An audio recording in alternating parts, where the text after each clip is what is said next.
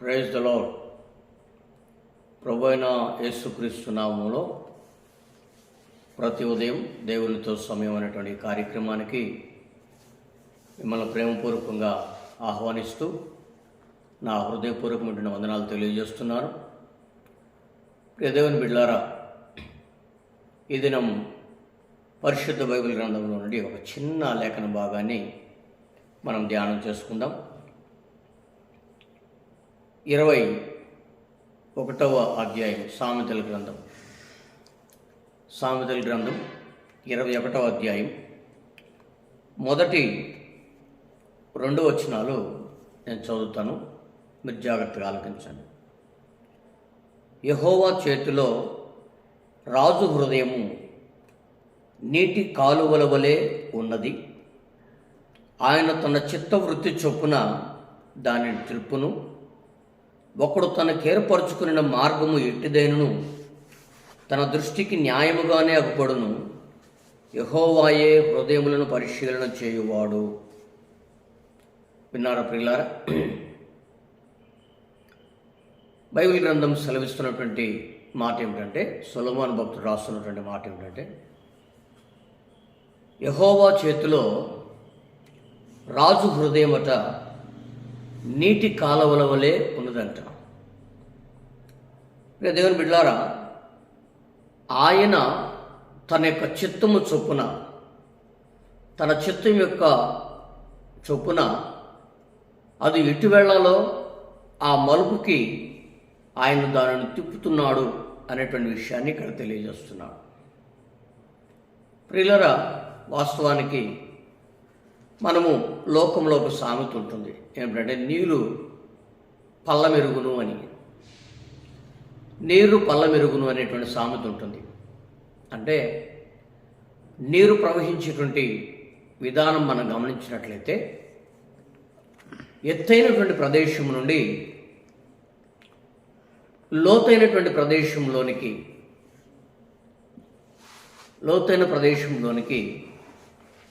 వెళ్ళాల్సినటువంటి మార్గాన్ని తనకు అనుకూలంగా మలుచుకుంటూ ఎటు మలుపు అయితే తిరగాలని దాని యొక్క కాలం యొక్క ఉద్దేశంలో దేవుని ప్రణాళిక ఉందో ఆ రీతిగా అది మరల్చబడుతూ నడిపించబడుతూ ఉంటుంది. ప్రియ దేవుని బిడ్డలారా, మనం వాస్తవానికి భౌతికంగా కొన్ని నదులను మనం గమనించినట్లయితే, ఆ నదులు ఎక్కడో ఒక పర్వత ప్రాంతాల్లో పుడతాయి. ఆ పర్వత ప్రాంతాల్లో పుట్టినటువంటి ఆ నదులు కొన్ని వందల దూరం ప్రవహించుకుంటూ వచ్చి మధ్యలో కొన్ని ఉపనదులను కలుపుకొని మరలా తిరిగి సముద్రపు నీటిలోకి కలిసిపోయేటువంటి దిశగా పయనిస్తూ ఉంటాయి. మీరు ఎప్పుడైనా ఆలోచన చేస్తారా, నీటికి ఆ ప్రవాహం యొక్క ఆ వృత్తాన్ని ఎవరు నేర్పించారు అనేటువంటి విషయాన్ని? ప్రియ దేవుని బిడ్డలారా, సముద్రమును, భూమిని, ఆకాశములను, పశుపక్షాదులను సృష్టించినటువంటి దేవాతి దేవుడు సముద్రమును, నదులను వాటి యొక్క దేవుని యొక్క చిత్తము చొప్పున అవి నడిపించబడేటట్లుగా దేవుడు వాటిని చేసి పెట్టున్నాడు.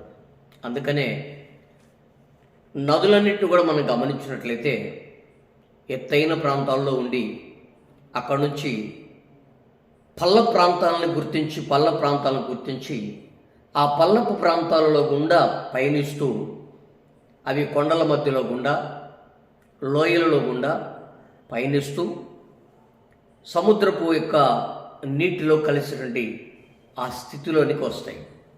ఇవన్నీ కూడా ఎవరు తీసుకొని వచ్చారు అంటే, దేవాతి దేవుడు ఒక నిర్ణయాన్ని నిర్ణయించి పెట్టున్నాడు. అంటే దీని యొక్క అర్థం ఏమిటి అంటే, మన యొక్క హృదయంలో కూడా కొన్ని తలంపులు, కొన్ని ఆలోచనలు పుడుతూ ఉంటాయి. ఆ తలంపులైనా మన యొక్క హృదయమైనా కూడా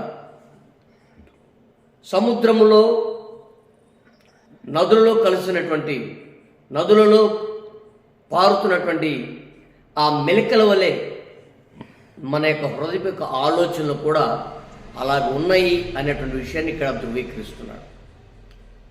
నదులు ఏ విధంగా అయితే వంపులుగా తిరుగుతూ ఏ విధంగా అయితే చేరవలసిన గమ్యానికి చేర్చబడుతుందో, మన యొక్క హృదయము, మన యొక్క ఆత్మ, దాని పరిస్థితి కూడా అలాగే ఉంటుంది. అనేక ఆటుపోట్లను ఎదుర్కొంటూ చూడండి, సముద్రాలు నదులు నడిపించబడుతున్నప్పుడు అక్కడక్కడ కొన్ని రాళ్ళు అడ్డుబండలుగా వాటికి నిలబడినప్పుడు అవన్నీ కూడా ఆ ప్రాంతంలో ఒక విస్తారమైనటువంటి జలాన్ని పోగేసుకొని ఆ ప్రాంత ప్రజలందరికీ కూడా ఆశీర్వాదకరంగా ఉండేటట్లుగా ఉండి, ఆ తరువాత అవి ప్రవహించేటువంటి మార్గాన్ని, ఒక గమ్యాన్ని మరలా ఏర్పాటు చేసుకొని మరొక ప్రాంతానికి వెళ్ళి ఆ ప్రాంతాన్ని కూడా ఆశీర్వదించేటట్లుగా నదులు నడిపించబడుతున్నాయి. అందుకనే ఉదాహరణకు కృష్ణా కానీ, గోదావరి కానీ, పెన్నా కానీ, తుంగభద్ర నది కానీ, ఈ నదులన్నీ కూడా చూడండి, అక్కడక్కడ కొన్ని డ్యాములు కట్టబడి ఉంటాయి. ఆ డ్యాములు ఎందుకు కట్టబడుతున్నాయి అంటే, చుట్టూ పర్వతాలు వాటికి అడ్డుగా నిలబడి దారిపోయేటువంటి ఒక సన్నని మార్గం ఉంటుంది. ఆ సన్నని మార్గం దగ్గరే డ్యాములు కట్టి నీటిని నిల్వ చేసే దానికోసం, అక్కడ లోతైనటువంటి ప్రదేశం ఉంటుంది కనుక నీటి నిల్వ చేసే ప్రదేశం అక్కడ ఎక్కువ ఉంటుంది కాబట్టి దాన్ని ఒక చుట్టూ ఉన్నటువంటి పరివాహక ప్రాంత ప్రజలందరికీ కూడా ఆ నీళ్లు ఉపయోగపడేటట్లుగా నాయకులు కానీ, అధికారులు కానీ మనం భూమి మీద ఆనకట్టలు కట్టుకొని మన యొక్క సామరస్యతకు, మన యొక్క ఆర్థిక ప్రగతికి వాటిని అనుకూలంగా మనం వాడుకుంటూ ఉంటాం. అలాగే మన హృదయం కూడా ఏం చేస్తుందంట, దేవుని యొక్క ఆలోచన చొప్పున మనము ఎలాగైతే రాజు హృదయము నదుల వలె ప్రవహిస్తుందో, మనము కూడా అదే నదుల వలె మన యొక్క వ్యక్తిగత జీవితం కూడా అనేకులకు నదులు ఏ విధంగా ఆశీర్వాదకరంగా ఉంటున్నాయో మనం కూడా ఇతరులకు ఆ విధంగానే ఆశీర్వాదకరంగా ఉండటం అనేది అది చాలా గొప్ప ఆశీర్వాదంతో కూడుకున్న అనుభవం. దేవుని బిడ్డలారా, ఎప్పుడైనా మనం ఆలోచన చేసామా, మనల్ని బట్టి ఎంతమంది సంతోషంగా ఉంటున్నారు, మనల్ని బట్టి ఎంతమంది ఆనందంగా ఉంటున్నారు, మనల్ని బట్టి ఎంతమంది దైవికంగా ఎదుగుతున్నారు, మనల్ని బట్టి ఎంతమంది సంతోషంగా ఉండగలుగుతున్నారు అనేటువంటి విషయం ఎప్పుడైనా ఆలోచన చేశారా? ఎప్పుడైనా ఆలోచన చేసినటువంటి వాళ్ళమైతే, ఒకవేళ మనల్ని బట్టి మన తల్లిదండ్రులైనా, మనల్ని బట్టి మన యొక్క కుటుంబీకులైనా, మనల్ని బట్టి మనల్ని చేసుకున్న వారైనా, మనల్ని బట్టి మన కడుపును పుట్టినటువంటి వారైనా సంతోషముగా ఉండగలిగితే అంతకు మించినటువంటి ధన్యత వారందరికంటే కూడా నిన్ను సృష్టించినటువంటి సృష్టికర్త అయినటువంటి దేవాతి దేవుడు సంతోషించగలిగేటట్లుగా నీ జీవితం ఉంటే మనుషులెవరిని కూడా సంతోషపెట్టాల్సిన అవసరం లేదు. దేవాతి దేవుని సంతోషపెడితే అంతకు మించినటువంటి భాగ్యము మరొకటి లేదు అని ధైర్యంగా చెప్పగలుగుతాం. దేవుని బిడ్డలారా, అందుకనే దావీదుని గురించి దేవుడు ఒక చక్కని మాట అంటున్నాడు. ఏమని తెలుసా? దావీదు నా ఇష్టానుసారుడు, దావీదు నా హృదయానుసారుడు అనేటువంటి మాట దావీదు గురించి దేవుడు పలుకుతున్నాడు. అంటే దానికి అర్థం ఏమిటి? దావీదు జీవితంలో ఎన్నో ఆటుపోట్లు ఎదుర్కొని వెళుతున్నటువంటి తన యొక్క విశ్వాస ప్రయాణంలో ఎన్నో శోధనలను జయించినటువంటి వాడై దేవుడు నడిపిస్తున్నటువంటి ప్రతి మార్గంలో విజయోత్సవంతో నడిపించబడుతూ దేవుని నామానికి మహిమకరంగా దావీదు తన జీవితాన్ని కొనసాగించుకుంటూ వచ్చాడు. అలాగే ఈరోజు మనం కూడా మన వ్యక్తిగత జీవితాలని అనేకులకు ఆశీర్వాదకరంగా మార్చుకుంటూ మనం ముందడుగు వేయాలనేటువంటి ఒక ఉన్నతమైనటువంటి ఆశ, ఆకాంక్ష కలిగినటువంటి వారమే మనం నడిపించబడాలి. మనల్ని బట్టి ఎంతమంది దీవెనకరంగా ఉంటున్నారు? దేవుని బిడ్డలారా, దావీదుని బట్టి దావీదు మాట్లాడుతున్నటువంటి దావీదు పాట పాడుతుంటే సౌలులో ఉన్నటువంటి దురాత్మ వదిలిపోతూ ఉంది. దావీదు మాట్లాడుతుంటే ఊరియా భార్య ఆదరించబడుతూ వచ్చింది. దావీదు మాట్లాడుతుంటే యోనాతాను ఆదరించబడుతూ వచ్చాడు. దావీదు మాట్లాడుతుంటే నీ నామము ఘనపరచబడుతూ ఉంది. ఎన్ని విధాలుగా. అందుకే దావీదుని గురించి దేవాతి దేవుడు అంటున్నాడు. చూడండి ప్రియమైన దేవుని బిడ్డారా, ఒక పక్క దేవుడు సంతోషిస్తున్నాడు దావీదుని బట్టి, ఒక ప్రక్క ఊరియా సంతోషిస్తున్నాడు, ఊరియా భార్య సంతోషంగా ఉంది, మరొక ప్రక్క యోనాతాను సంతోషంగా ఉన్నాడు, మరొక పక్క సౌలులో దురాత్మలు వదిలిపోతున్నాయి, మరొక ప్రక్క తనను ఎన్నుకున్నటువంటి దేవునికి సంతోషకరంగా ఉన్నాడు. ఎన్నో విధాలుగా దావీదు అనేకులకు ఆశీర్వాదకరంగా ఉన్నాడు. ప్రియ దేవుని బిడ్డలారా, అటువంటి అనుభవాల్లో మనం ఈ రోజున దావీదును చూసి మనం కొన్ని గుణగణాలు మనల్ని బట్టి మన ప్రియులు, మనకి ఇష్టమైనటువంటి వారు, మనల్ని సృష్టించినటువంటి మన దేవాతి దేవుడు సంతోషింపగలుగుతున్నట్లయితే అంతకు మించినటువంటి దేవుని యొక్క చిత్తము నీ జీవితంలో మరొకటి లేదు అనేది దేవుని యొక్క ఉన్నతమైనటువంటి ఉద్దేశం.